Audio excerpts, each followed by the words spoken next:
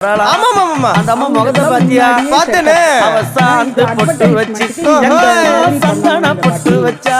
அடடா சாந்து பொட்டு வச்சு எங்கம்மா சந்தன பொட்டு என்னமா சொல்லிக்கிறியா? மஞ்சள் முகத்தாலே எம்மலைய நூறாளே தாயி.